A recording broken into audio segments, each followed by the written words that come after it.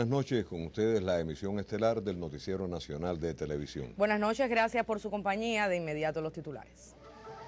Presidió Ramiro Valdés acto por aniversario 55 del Frente de las Villas. También recorrió lugares de interés de la provincia. Recuerdan aniversario 60 del histórico alegato de Fidel, La historia me absolverá. Entregan premios nacionales de salud. Alcanzan republicanos y demócratas acuerdo temporal sobre techo de la deuda estadounidense. El comandante de la revolución, Ramiro Valdés Menéndez, vicepresidente de los consejos de Estado y de Ministros, realizó un recorrido por centros de interés económico en la provincia de Villa Clara. El también miembro del Buró Político presidió el acto conmemorativo y ceremonia militar en ocasión del aniversario 55 de la creación del Frente de las Villas. El comandante de la revolución, Ramiro Valdés Menéndez, vicepresidente de los consejos de Estado y de Ministros, visitó la empresa Input 1 de Mayo, instalación que fundara Ernesto Guevara de la Serna. El también miembro del Buró Político del Comité Central del Partido recorrió la empresa villaclareña, se preocupó por conocer sobre las principales líneas de producción y felicitó al colectivo por los resultados que ostentan. Como parte de su estancia en la provincia central, el comandante de la revolución Ramiro Valdés Menéndez y el general de división Ramón Pardo Guerra, jefe del Estado Mayor Nacional de la Defensa Civil, participaron en el segundo taller nacional de producción de materiales de la construcción y se interesaron especialmente en las investigaciones para la obtención y comercialización de ecomateriales, tema a cargo del Centro de Investigaciones y Desarrollo de Estructuras y Materiales. Con un llamado a exigir por la calidad de los productos finales como parte del respeto al pueblo, concluyó la visita del comandante de la revolución al territorio. En Villa Clara, Griselis Moreno, Sistema Informativo de la Televisión Cubana.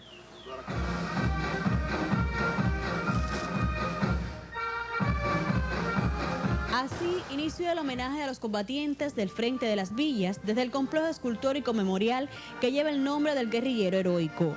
Con la participación de la Escuela Militar Camilo Cienfuegos y combatientes de la Revolución, se les rindió tributo a los caídos en la gloriosa gesta que le llevó al triunfo el 1 de enero de 1959. Un día como hoy, cuando se cumplen 55 años de la creación del Frente de las Villas, vale la pena resaltar el principal significado de aquel acontecimiento que ahora conmemoramos, la necesidad de la unidad en nuestro proceso revolucionario. En el acto por los 55 años de la creación del Frente de las Villas, hombres y mujeres de esta tierra, junto a familiares de Ernesto Che Guevara, continúan rememorando la historia de quienes marcaron hitos en nuestra guerra revolucionaria. Desde Villa Clara, Sandra Cristina, Sistema Informativo de la Televisión Cubana.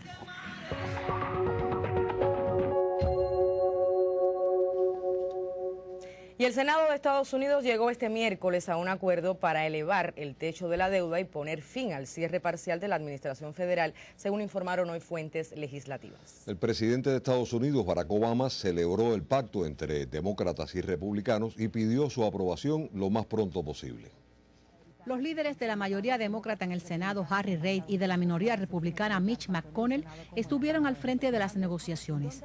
La propuesta del Senado eleva el techo de endeudamiento de Estados Unidos hasta mediados de febrero y desbloquea el presupuesto federal para reabrir la administración, paralizada parcialmente desde el 1 de octubre. El acuerdo entre demócratas y republicanos plantea verificar los ingresos de las personas que buscan subvenciones para sus seguros de salud bajo la reforma sanitaria aprobada por el mandatario estadounidense. Según el diario digital Político, un grupo bipartidista negociará un acuerdo presupuestario a largo plazo que se presentará en diciembre. El trato debe ser considerado hoy por el Pleno del Senado y luego pasar a la Cámara de Representantes, donde pudiera enfrentar la oposición de los conservadores del Tea Party. La inminente aprobación del acuerdo en Estados Unidos ha influido en las bolsas internacionales. Wall Street arrancó la jornada con una importante subida del 1% en el Dow Jones. Al cierre, el IBEX había avanzado un 0,75%. Desde la redacción internacional, Solange Riera Aguilar. Como estamos viendo, entonces todo parece indicar que el cierre del gobierno de Estados Unidos llega a su fin. Precisamente durante 2 semanas la incertidumbre de cuánto duraría esa situación preocupó a miles de estadounidenses quienes fueron temporalmente suspendidos de sus trabajos. Sí, porque la ausencia del presupuesto dejó sin salario no solo a funcionarios gubernamentales, sino también a importantes personalidades de la ciencia norteamericana. El científico estadounidense David Weinland ganó el Premio Nobel de Física en el año 2012. La Academia de Ciencias de Suecia se lo entregó en reconocimiento a su trabajo en la medición y manipulación de sistemas cuánticos. Ese conocimiento sirve para crear relojes atómicos y computadoras más eficientes. David Weinland entró así en la exclusiva lista de científicos ganadores de ese galardón. Casi un año después de poner el Nobel en su expediente personal, David Weinland quedó sin trabajo durante unos pocos días. No lo despidieron, solo lo suspendieron temporalmente de su puesto como investigador del Instituto Nacional de Tecnología y Normas de Estados Unidos, que pertenece al Departamento de Comercio de ese país. El cierre del gobierno federal no respetó ni a los premios Nobel. David Weinland y la mayoría de sus colegas fueron algunos de los 800.000 trabajadores que fueron considerados como no esenciales durante el cierre. A veces, ni las mentes más brillantes pueden escapar de los absurdos de la política y la ideología que durante más de 2 semanas dejó a un gobierno sin presupuesto y a un premio Nobel sin su sueldo. Javier Ortiz, Sistema Informativo de la Televisión Cubana. Los cancilleres de Colombia y Venezuela destacaron hoy en Bogotá los avances de las reuniones bilaterales, principalmente en la esfera del comercio, la seguridad y la integración regional. En la apertura del tercero de estos encuentros, el canciller venezolano Elías Jaua agradeció a las empresas privadas y el gobierno colombiano la venta y suministro de alimentos que han permitido ir superando la escasez de productos en esa nación. Por su parte, la titular colombiana María Ángela Holguín destacó el aporte de su nación al fortalecimiento de la comunidad de estados latinoamericanos y caribeños y a la Unión de Naciones Suramericanas, que marcan nuevos tiempos en la región. Este miércoles se celebra el Día Mundial de la Alimentación. El hambre es un problema que enfrentan diariamente más de 870 millones de personas en el mundo, como resultado de la desigualdad y la injusticia social. En un mundo donde la producción agrícola mundial es suficiente para alimentar al doble de su población, la cifra de personas que pasan hambre se ha incrementado en más de 1.000 millones en los últimos 3 años. El alza de los precios de los alimentos en el mercado internacional es una de las principales causas. Pero el hambre tiene además numerosos y complejos motivos: políticas comerciales injustas, cambio climático, pobreza, discriminación de la mujer, desastres naturales, conflictos armados y pandemias, entre otros. En la Cumbre Mundial sobre Alimentación celebrada en la sede de la FAO en 1996, el comandante en jefe Fidel Castro estableció con diáfana claridad cómo se vislumbra el futuro de la humanidad si no se toman las medidas necesarias. Las campanas que doblan hoy por los que mueren de hambre cada día, doblarán mañana por la humanidad entera. Si no quiso, no supo o no pudo ser suficientemente sabia para salvarse a sí misma. Agregó Fidel la necesidad de hacer conciencia para que cesen el hegemonismo, la arrogancia y el egoísmo, y acabará el hambre. Orlando Lancís, Redacción Internacional.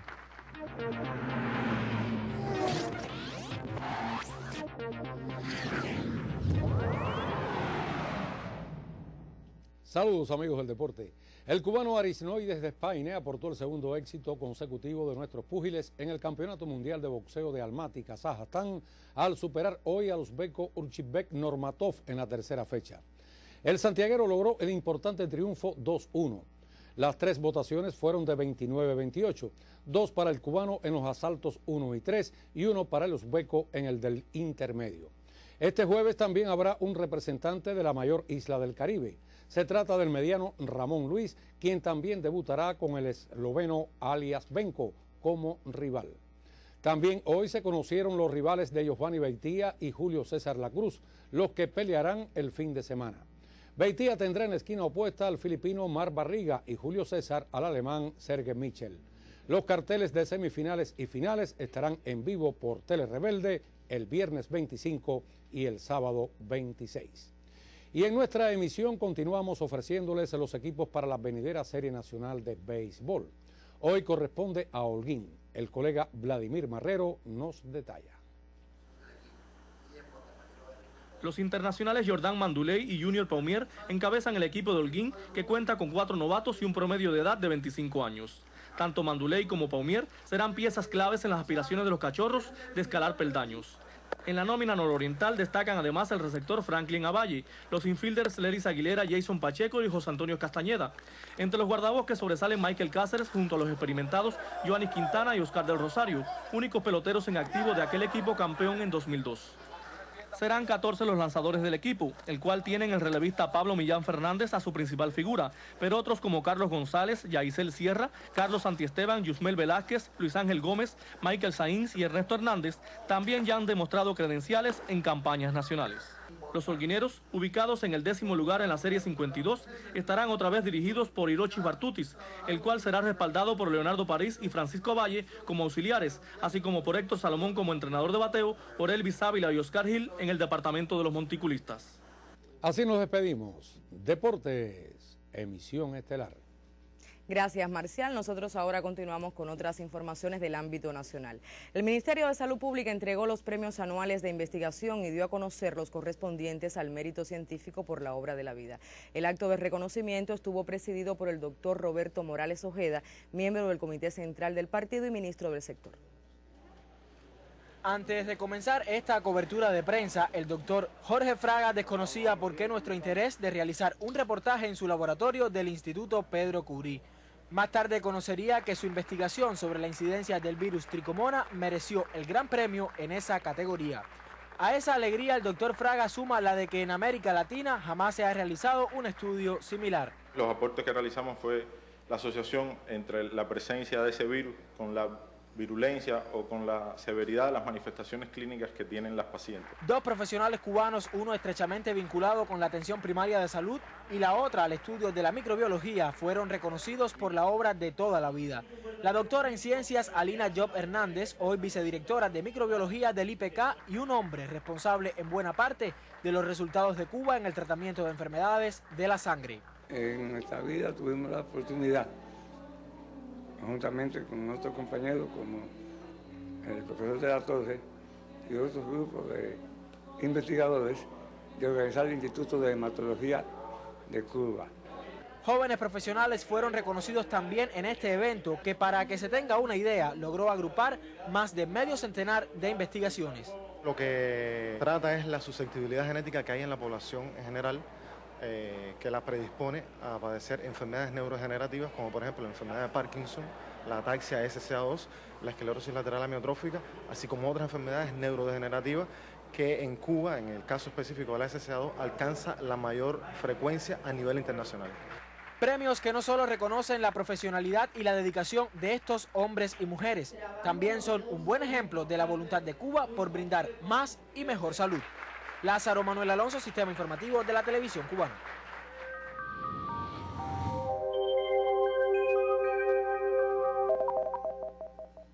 Buenas noches. Continúan las lluvias siendo muy escasas en la parte occidental debido a la influencia de las altas presiones migratorias con un tiempo muy estable sobre el occidente del país. Sin embargo, en el oriente continúa lloviendo. Observen los nublados relacionados con esta hondonada que tiene buena representación en superficie y mantiene abundante nubosidad sobre la parte oriental del país con algunos chubascos, lluvias y tormentas eléctricas también hacia el centro de nuestro territorio que se incrementarán también durante la tarde de mañana. O sea que se mantienen similares las condiciones del tiempo. El acumulado más significativo en el día de ayer fue de 116 milímetros en Báguanos, en la provincia de Holguín, y también algo significativo fueron las temperaturas mínimas que ocurrieron hacia zonas del interior de la parte occidental, con el valor más bajo de 15.3 grados Celsius en Bainoa, en la provincia de Mayabeque. Y se pronostica para mañana un amanecer soleado en la parte occidental, con temperaturas mínimas entre 19 y hasta 23 grados Celsius. Puede haber algunos valores inferiores hacia zonas del interior. Por la tarde estará parcialmente nublado con escasas lluvias y temperaturas máximas de 29 y hasta 31 grados Celsius. Los vientos en todo nuestro país serán variables débiles y en zonas de la costa norte soplarán en horas de la tarde de región nordeste hasta 20 kilómetros por hora. En las provincias de la región central un amanecer con poca nubosidad, temperaturas mínimas de 21 y 22 grados. Por la tarde estará parcialmente nublado y se nublará con algunos chubascos, lluvias y tormentas eléctricas y temperaturas máximas de 30 30 y hasta 31 grados Celsius. En el oriente del país, un amanecer parcialmente nublado, temperaturas mínimas de 22 y hasta 24 grados. Por la tarde estará parcialmente nublado y se nublará con algunos chubascos y tormentas eléctricas y temperaturas máximas de 31 y hasta 34 grados Celsius. Para los próximos 3 días se mantiene alguna probabilidad de lluvias y aislados en el occidente del país debido a condiciones favorables en la atmósfera superior, y las temperaturas extremas se mantendrán con muy poca variación. En resumen, se pronostica para mañana algunas chubascos, lluvias y tormentas eléctricas en el centro y el oriente del país. Esto es todo en cuanto al tiempo. Que tengan un feliz día y hasta mañana. Y a propósito del tiempo, aunque es para mucho más adelante, presten atención. Medios internacionales informaron de una ola de calor extrema que afectará a la humanidad en las últimas décadas de este siglo. Más calor. Por esta razón, investigadores cubanos que conocieron sobre el estudio dialogan acerca de los efectos del fenómeno para la isla. El planeta Tierra sufrirá a finales de este siglo las olas de calor más extremas del cambio climático, según revelaron científicos de Alemania y España. Ellos prevén que un 85% de la superficie del planeta sea afectada. Está demostrado que hay más calor ahora que en años anteriores. Todo el mundo puede notar que ha ocurrido un cambio enorme. A juicio de investigadores cubanos, este es un estudio profundo y metódico que confirma que el calentamiento global traerá consecuencias nefastas. El artículo enfoca que el problema no es solo de las zonas de latitudes medias y altas, sino que también resalta el cambio que va a haber en la zona tropical. También hay que recordar que en nuestro caso el clima está moderado por la influencia marina, por los vientos, y este tipo de situación llega ciertamente atemperada a las condiciones de Cuba. Estudios del Centro del Clima de Cuba aseguran que la temperatura en la isla aumentará de 2 a 4 grados más en el verano de los últimos 30 años del siglo XXI. En los diferentes sectores, la sociedad en general debe prepararse para vivir en condiciones más cálidas. Digamos, la agricultura, donde en estos momentos se evalúan especies adaptadas a condiciones más cálidas. En nuestras casas deben diseñarse con parámetros donde haya una mayor utilización de la ventilación natural. Ajustar la vida social a las nuevas condiciones del clima, aplicar medidas de mitigación eficaces y disminuir las emisiones de dióxido de carbono son algunas de las alternativas para contrarrestar el calentamiento global, un fenómeno que está afectando al planeta de manera radical y sin vuelta atrás. Indira Román, Sistema Informativo de la Televisión Cubana. Los equipos negociadores de Irán y de los 6 países mediadores concluyeron este miércoles la ronda de trabajo para un eventual acuerdo sobre el programa nuclear pacífico del país persa. Con las pláticas, Teherán espera el levantamiento de las sanciones relacionadas con el intercambio bancario y la limitación a sus exportaciones petroleras, entre otras medidas. El sexteto mediador está integrado por Francia, Rusia, China, Reino Unido, Alemania y Estados Unidos. Según la jefa de la diplomacia europea, Catherine Ashton, las conversaciones se reanudarán en Ginebra los días 7 y 8 de noviembre. La proliferación de un nuevo tipo de instalaciones militares que desarrolla el Pentágono es el tema que comenta hoy la periodista Daisy Gómez. Muy buenas noches, Daisy. Sí, gracias. Buenas noches. Probablemente cuando usted escucha la palabra nenúfar, le suena delicada al oído o le recuerda a esas plantas acuáticas con flores que crecen en aguas poco profundas y de suave corriente. Pero ese término ha pasado a tener otro significado muy peligroso.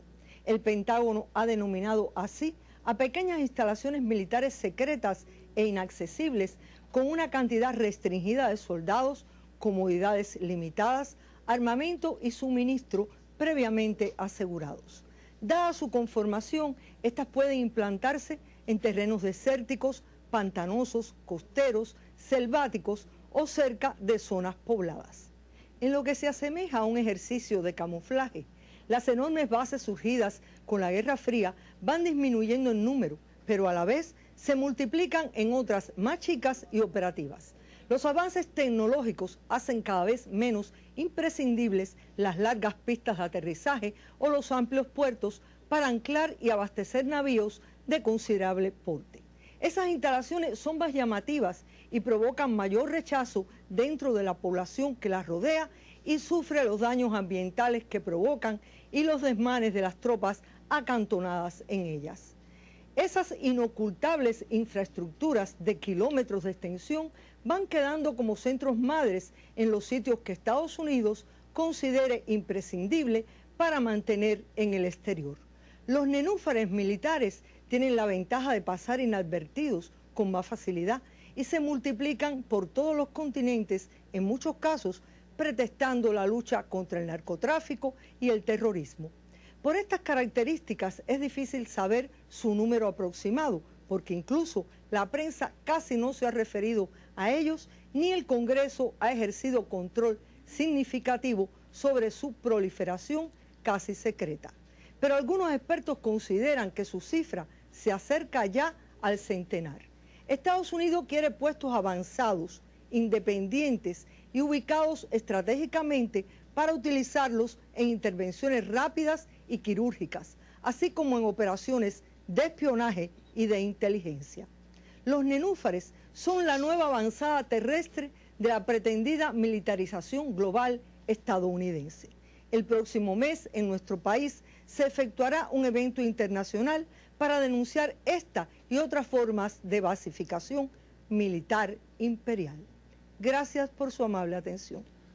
Antonio Guerrero Rodríguez, uno de los antiterroristas cubanos presos injustamente en cárceles de los Estados Unidos, cumple este 16 de octubre 55 años. Acusado de terrorista junto a Gerardo Hernández, Ramón Labañino y Fernando González, Antonio Guerrero, resentenciado a 21 años y 10 meses de prisión, cumple este 16 de octubre 55 años.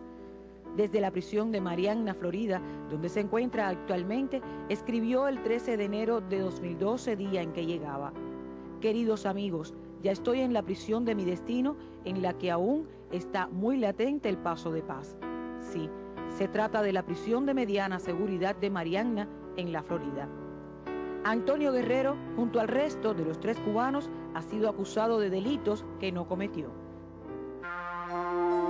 ¿Y quién no conoce que los Estados Unidos ha sido históricamente refugio de terroristas y asesinos confesos de origen cubano y que hasta el día de hoy cobija a Luis Posada Carriles, autor intelectual del primer atentado terrorista contra la aviación civil en el hemisferio occidental el 6 de octubre de 1976? Sin embargo, Posada vive libre y tranquilamente en Miami.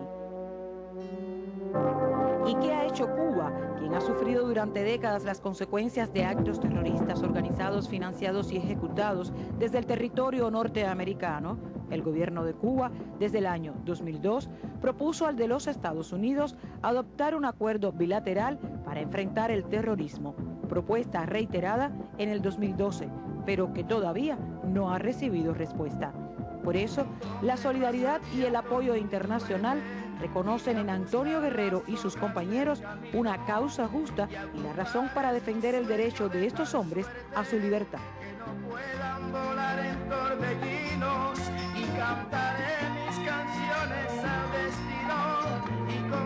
Ania Ortega, Sistema Informativo de la Televisión Cubana.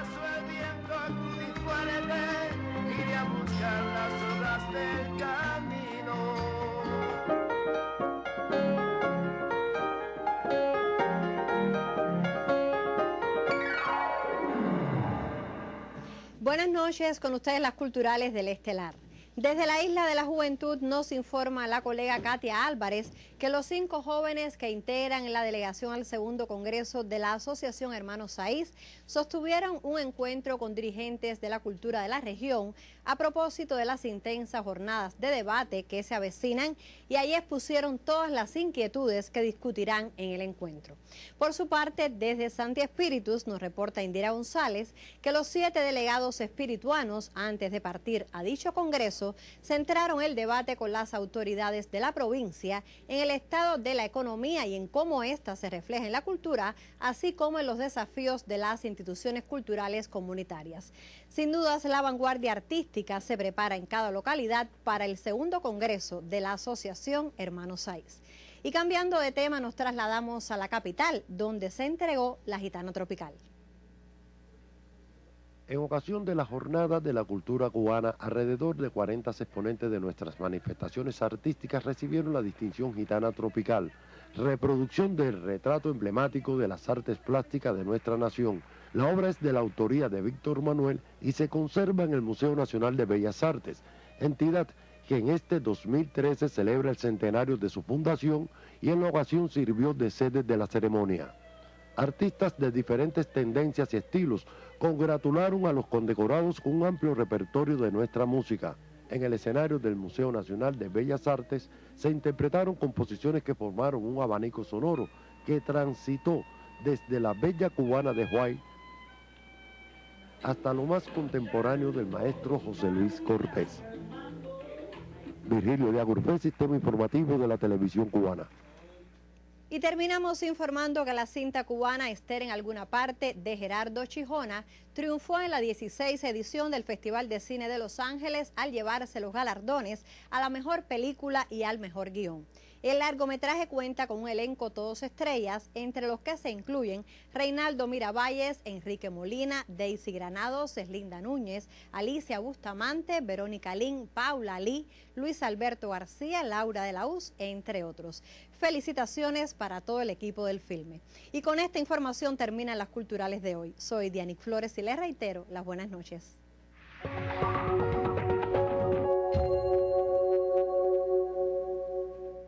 Y la última información del Estelar tiene que ver con la trascendencia del alegato de defensa de Fidel Castro durante el juicio por el asalto a los cuarteles Moncada y Carlos Manuel de Céspedes, que fue recordada en Santiago de Cuba a 60 años del acontecimiento.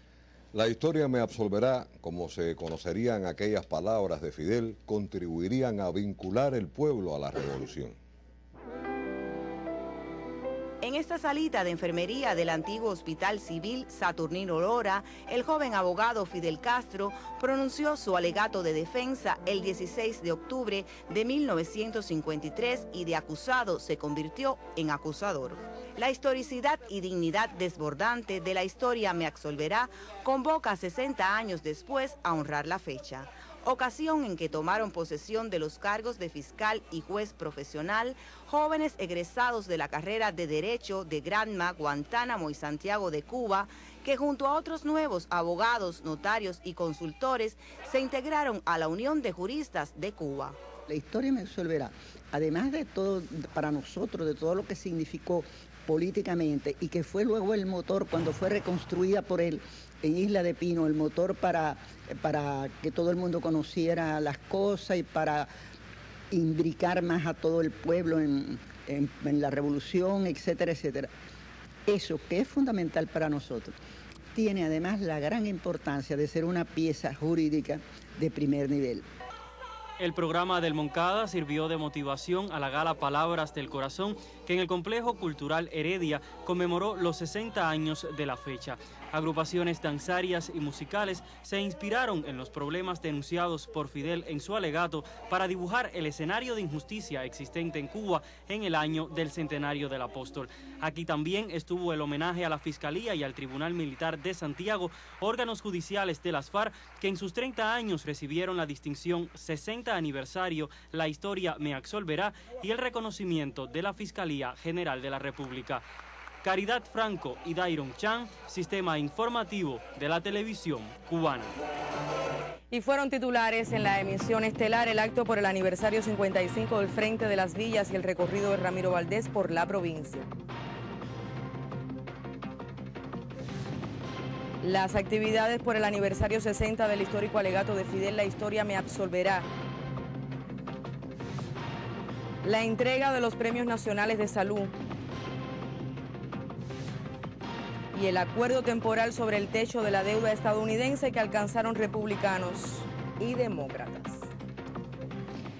Finaliza así la emisión estelar. Antonio Nápoles, Áñez Becerra, deseamos pasen todos una excelente noche. Es muy grata su compañía. Nos vemos.